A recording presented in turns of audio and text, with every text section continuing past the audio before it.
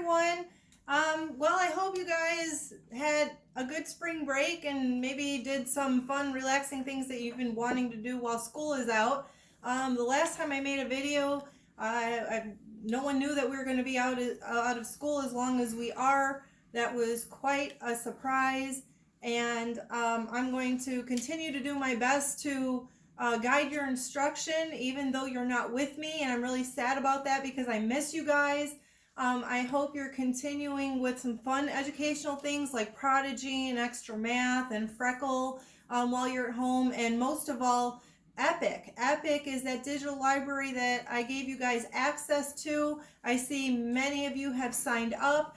There are so many great colorful books that you can read. Everything's in color. It's like having the public library right in your own home. So I hope you guys are taking advantage of that. You can look for books that are in your AR level if you remember what your AR level is.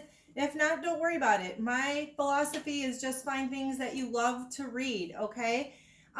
So if you have any trouble connecting to Epic, let me know and I will definitely help you out with that. This is going to be a language arts video where we're going to do our reading and spelling and vocabulary, and I will also do a math video later on. Okay, but I wanted to get you started out this week with our spelling words. This is my list of spelling words. I know it's not the one that I usually give you, but it has both the spelling words and vocabulary words on here for me.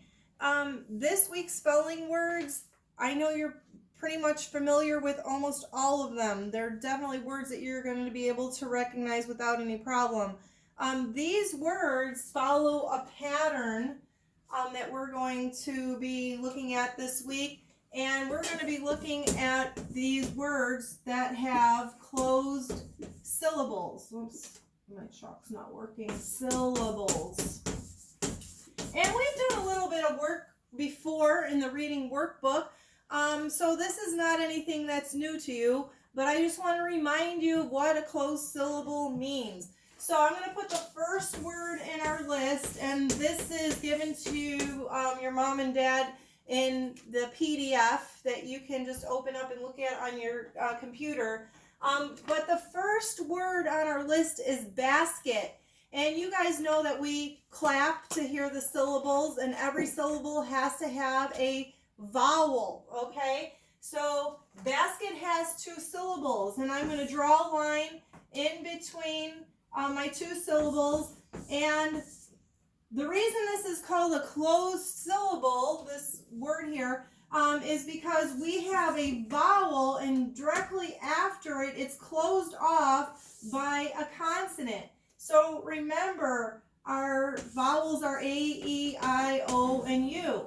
All right? So the second syllable of the word is the K-E-T. We have the vowel, and it's closed in by a consonant. All right? So that's what a closed syllable is. When you break a word into syllables, and then you have a consonant right after your vowel. All right? So that's our spelling pattern this week. All these words you're familiar with: basket, rabbit, lesson, letter, invite. You're going to invite somebody to your birthday party. Bedtime, mammal. We've talked a lot about mammals in science. Number. The other one, the only one that I think you might have a little bit of trouble with is fellow. What is a fellow? Fellow are your peers, your fellow classmates, all right? The fellow, your fellow teammates on your soccer team, or your fellow band members, okay? So they're like your peers. You guys know what a chapter is. You know what it means to follow.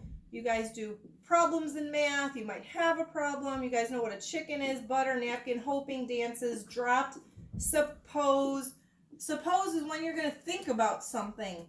I suppose we will be back in school soon. And the last one is stubborn. You're being stubborn about something. You don't want to do something that your mom asks you to do. You're being stubborn about cleaning your room. Then we have our vocabulary words, our 8 vocabulary words. I am not going to give you your vocabulary journal this week. probably I won't give you the vocabulary journal while we're doing e-learning because it's too much paper to print out, and your job is to become familiar with these words, and I have a crossword puzzle that I can give you, but I still want you to be able to draw a picture of your word. That is very important in helping you understand what the word means. So later on in the week, I'll tell your parents when it's time for you to draw your pictures. But we're not going to be doing the vocabulary journal, but it's still going to be very important for you to figure out the definitions with your story. Okay? So we have our 8 words. Disasters. Disasters, it says sudden misfortunes. That's an earthquake or a tornado, something bad that happens. Accidental means that something happened by accident. It didn't happen for any reason. You guys know what it means to be careless. The 4th one on your list is equipment.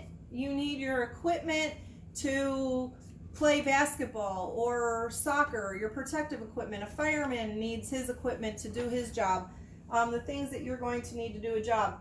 You guys know what harmful means. Prevention is number 6. Prevention means that you're going to try to stop something from happening. And then the purpose. What is the purpose for doing something you have to do? Remember, I have our I can statements. Those are our objectives, our reasons, our purpose for doing something, our purpose for learning. And then respond. How do you respond to something? How do you react to something? So look over those words. The definitions are there. I'm going to give you a crossword puzzle that might be kind of fun to do. When you're doing the crossword puzzle, you don't have to draw the crossword puzzle out if your mom can't print out the puzzle for you. But just write down on a piece of notebook paper, you can number the columns across and down, and then just put the answers on a sheet of paper, okay? So that's what we're going to do for vocabulary this week. The other thing I want you to do is I want you to keep reviewing your grammar. And this sheet looks a little bit different, but this is just our normal daily language review that I have you do, where it's got the 4 days of the week on it usually. Monday, Tuesday, Wednesday, Thursday, and we do 1 column a day. This is going to be perfect because we're doing our e-learning Monday through Thursday. But the reason I have only 2 days on here is to make it a little bit easier for you to see and read. And you're just going to write your answers on a piece of paper. This is going to review things like pronouns and verbs and adjectives and past tense verbs and all the things that we've been doing. I don't want you to forget those things. So on Monday, you're just going to do the Monday activity. There are only 7 of them. It shouldn't take you more than 10 minutes to complete the column like we do for our normal morning work. All right, so 1 column a day, but you're going to get 2 separate PDFs when I upload it in your parents' email. Okay, so we're going to be reviewing our grammar as well. That is really important. All right, so let's talk about reading. We have a new story this week, and the genre you've heard a million times. I know I don't even have to explain it to you, but this story is expository text. All right, that's the genre. So of course you're already saying to yourself, Mrs. Pullen, I know that this is going to be a nonfiction story. All right, so our nonfiction story is about wildfires. And we have our question at the bottom. How do teams work together? So we're going to figure out how teams of people work to prevent or stop wildfires. All right? But we also have to think about our comprehension skill. And again, point of view. You guys are going to be experts on point of view. Most of the point of view that we have done has been on fiction stories. Remember, I tell you that point of view, we have to look at the character's actions, thoughts, and feelings. But guess what? In this expository text, there aren't any characters. So what do? How do we figure out point of view? Well, in this case, we're going to be looking at the author's point of view. How does the author feel about what is going on, or the topic that they're writing about. Now, this author must be passionate about informing people about wildfires, all right? Because people only write about things that they're passionate about. So, how does this author feel about giving you the information about wildfires? What do they want you to know? All right, so we don't have characters, thoughts, feelings, and actions in this one because it's nonfiction. But I'm going to do the first one here for you. I'm not going to start at the beginning of the story, but I want to look at, show you how an author's choice of words can reveal how they feel about something. Now, the one thing that I think would kind of help you out with discovering or determining the author's point of view is to actually think about main idea. What is the main idea of the paragraph? What is the most important thing that the author is telling you to, the most important thing that they're trying to tell you? So, remember, with expository text, there's lots of information and pictures and diagrams where we're going to gain more information. We're going to look at the subheadings. So, the subheading on page 418. Now, if you don't have your book, go get your reading book. You're going to need this when you're doing the, well, hopefully, if you don't have your book, you can just stop the video and go get it. But it'd be better if you are following along with me. So I'm going to read just this paragraph on page 418, how fires start. It says, heat causes fires. A flash of lightning can start a fire. So can an accidental spark from the campfire. A leaf starts burning. The heat sets fire to more leaves. The flaming leaves set fire to a branch. Then the whole tree is on fire. The heat sets fire to a nearby tree without even touching it. A huge raging wildfire can be set ablaze by a flame from a careless match. Okay, so what is the author trying to tell us? What is the viewpoint of the author? For me, the author is revealing their feelings about how wildfires start in the very last sentence. A huge raging wildfire can be set ablaze by a flame from a careless match. That is the author's point of view. And then you're going to go back and have to find details in the story that support the author's point of view. All right? That fires can be started carelessly by humans. All right? What are some details? So you're going to find your text evidence and use the details to show the author's point of view.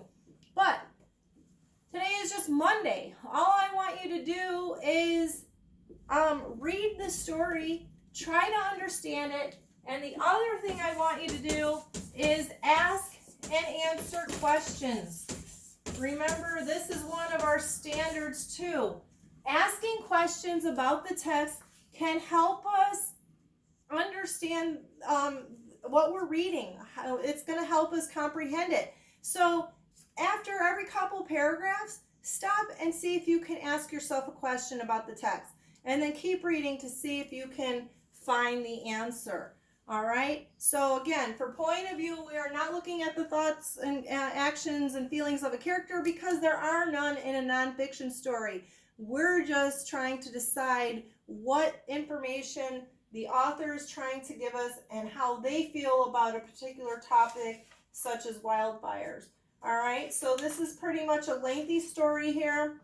You're going to remember, look at all the pictures, look at the captions, because you're going to gain some more information there.